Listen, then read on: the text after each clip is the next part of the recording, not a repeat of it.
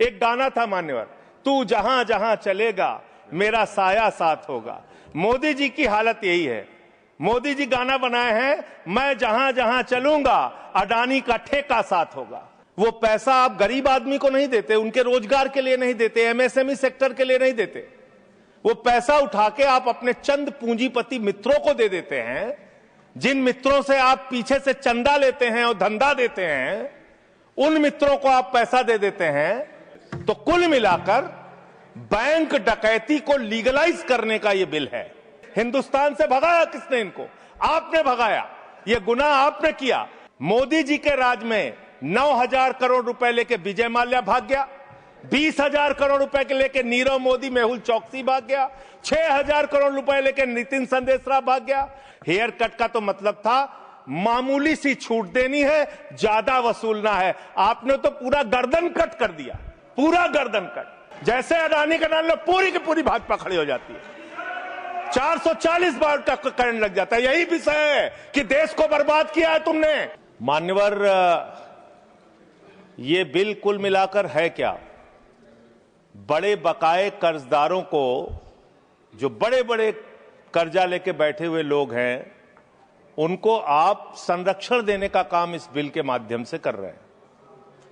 और मैं इसको इस रूप में भी कहूंगा कि बैंकों में आम आदमी का पैसा जमा है, मान्यवर, किसान का, मजदूर का, कर्मचारी का, लाखों करोड़ रुपए जमा रहता है।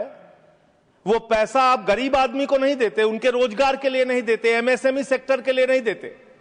वो पैसा उठा के आप अपने चंद पूंजीपति मित्रों को दे देते हैं, जिन मित्रों से आप पीछे से चंदा लेते हैं और धंधा देते हैं, उन मित्रों को आप पैसा दे देते हैं। और जब वो मित्र आपके डूब जाते हैं तो आप उनको बचाने के लिए ये बिल लेके आते हैं। तो कुल मिलाकर बैंक डकैती को लीगलाइज करने का ये बिल है। बैंकों पर जो डकैती हो रही है आपके दोस्तों के द्वारा, आपके मित्रों के द्वारा, उसको लीगलाइज करने का काम इस बिल के माध्यम से आप कर रहे हैं। आपका ध्यान इस देश की अर्थव्यवस्था को ठीक करने के लिए नहीं है, मान्यवर। मैंने पूरी डिबेट सुनी लोकसभा की, खाली एक चीज बताई जा रही है, ये लोन पहले का है, ये लोन पहले का है, ये लोन पहले का है।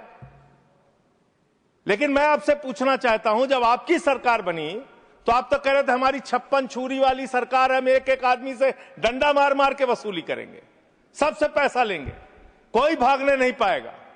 लेकिन आपके राज में, मोदी जी के राज में 9,000 करोड़ रुपए लेके विजय माल्या भाग गया, 20,000 करोड़ रुपए के लेके नीरव मोदी मेहुल चौकसी भाग गया, 6,000 करोड़ रुपए लेके नितिन संदेशरा भाग गया, 2,500 करोड़ रुपए लेके ललित मोदी भाग गया।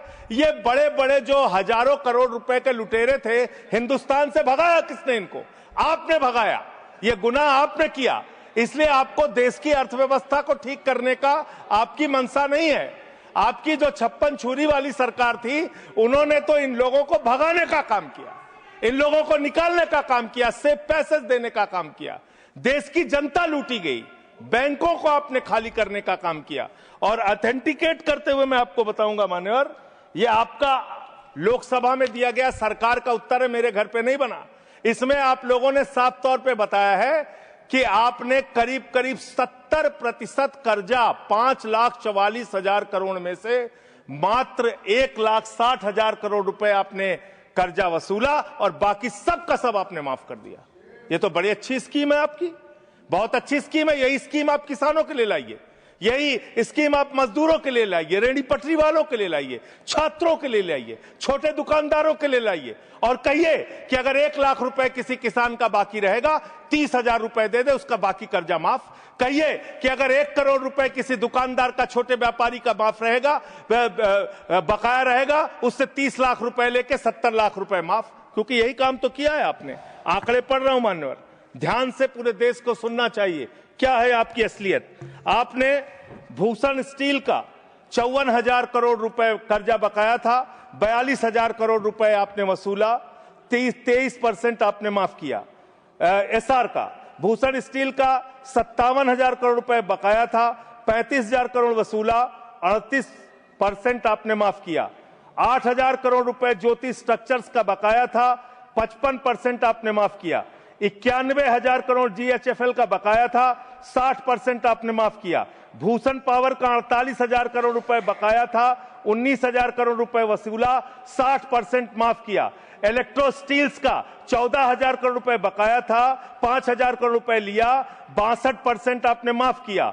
मोनेट इस्पात का 11,500 करोड़ रुपए बकाया था, 2,800 करोड़ रुपए वसूला, 75% कर्जा आपने माफ किया। एमटेक का 13,500 करोड़ रुपए बकाया था, 2,700 करोड़ रुपए वसूला, 80% आपने माफ किया। आलोक इंडस्ट्रीज का 30,000 करोड़ रुपए बकाया था, 5,000 करोड़ रुपए वसूला, 83% आपने माफ किया। लैंको इंफ्रा का 47,000 करोड़ रुपए बकाया था, 5,300 करोड़ रुपए आपने वसूला, 88% कर्जा आपने माफ किया। वीडियोकॉन का 46,000 करोड़ रुपए बकाया था, 2,900 करोड़ रुपए वसूला, 94% कर्जा आपने माफ किया। एबीसी शिपयार्ड का 22,000 करोड़ रुपए बकाया था, 12,000 करोड़ रुपए वसूला, 95% आपने माफ किया। आपने श्रीवास्तव इंडस्ट्रीज का 4,800 करोड़ रुपए बकाया था, 320 करोड़ रुपए आपने वसूला, 95% कर्जा आपने माफ किया। मान्यवर, अभी हमारे मित्र पूछ रहे थे हेयर कट क्या है, हेयर कट क्या है, हेयर कट क्या है। हेयर कट का तो मतलब था मामूली सी छूट देनी है, ज्यादा वसूलना है। आपने तो पूरा गर्दन कट कर दिया, पूरा गर्दन कट, यानी कि बड़ा हिस्सा कर्जे का माफ कर दिया और मामूली हिस्सा कर्जे का आपने वसूला। और अगर मैं आपसे ये कहूं कि इसमें आपने रिश्वतखोरी की, भ्रष्टाचार किया, चंदा लेके धंधा दिया, आपने एक ही खाली कंपनी का नाम लूंगा, भूषण स्टील का, जो टाटा को गई, 1,500 करोड़ रुपए का चंदा भारतीय जनता पार्टी को टाटा से इलेक्टोरल बॉन्ड और बाकी चीजों के नाम पे आपको मिले हैं।